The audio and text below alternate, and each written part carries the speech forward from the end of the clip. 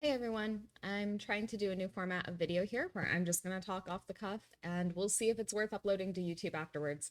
Anyway, if this is the type of content you like, if you enjoy my rambling, please like, comment, subscribe. It helps me out a lot.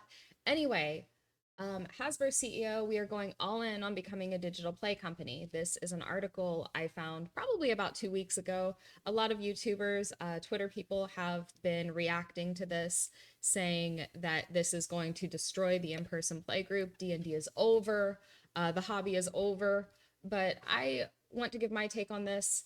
First of all, I think it's important that we all note that if Hasbro wanted to destroy the hobby, I believe they would be entirely unsuccessful. I don't think it is within Hasbro's power to destroy the hobby. I think there will always be in person play groups. This hobby has existed for 50 years. It has predated Hasbro owning it, and it will go on beyond that. There is nothing they can do to destroy it. Also, um, I believe reading this article and looking at what was actually said that it's kind of a important note here that the Hasbro CEO was not talking about D&D, but probably more referring to Monopoly Go, which has been a big moneymaker for them. Now they are investing in digital tools for D&D. They're investing in, I believe, their own VTT. They're also investing in digital like phone compendium tools, and I think that's fine. There's nothing wrong with it. Now, the VTT, in my opinion, is probably having some bad ripple effects through the rest of the game, just because of the way it looks like it could be programmed means that they may be focusing on programmability of spells that they are implementing, which adds another restriction to spells, which may have bad ripple effects through the rest of the game. But that really remains to be seen. I'm not coming out and asserting that this is definitely going to be a thing. However, either way, I will say for my part, I am not going to be switching to the new VTT. I'm not going to be switching to the D&D 2024. It is not going to affect my personal game at all that they are making changes like this because we're not going to switch to it.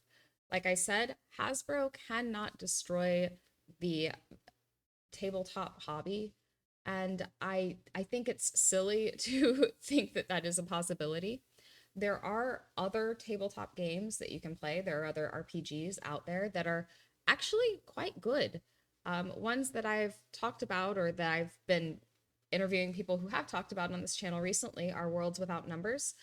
Shadow Dark is one that has been getting very popular recently. It's an OSR game. And if you want to go back to D&D's roots, there is always a D&D, and there is a new, I say new, it's a retro clone, White Box by the Basic Expert, which is, I believe, free on Drive Through RPG right now. But anyway, there are lots of options that you can explore that are not Dungeons and Dragons 2024. Now, my games will continue. I've been running games that have been using 5th edition for years, and a lot of these are ongoing campaigns, and I don't want to like switch systems in the middle of a campaign. But I mean, these are possibilities for me too. And I am not going to bring my players into a new VTT that is focused on programmability of spells.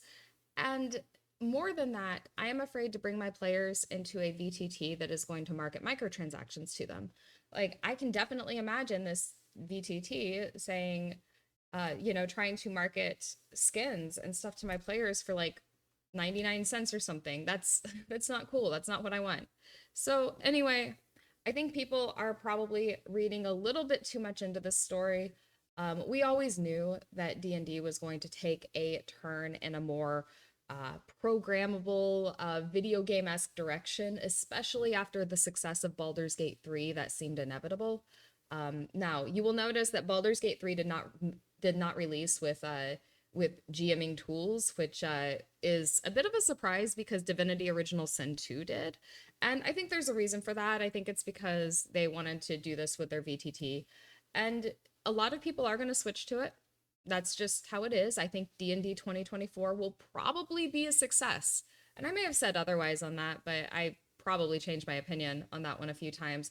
I think it will be a success as far as sales go, but if you want to keep the hobby as you remember it, if you want to leave a mark on the culture of the hobby, I would encourage all of you guys to go out to your local game shop and run an open table game.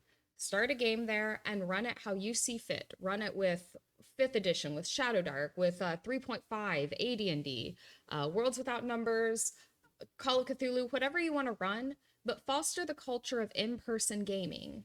Because the VTTs, while they are nice, and I have nothing against gaming online, I really don't. Like I've met some wonderful people from running D&D online, but the VTTs are no replacement for gaming with humans made out of meat.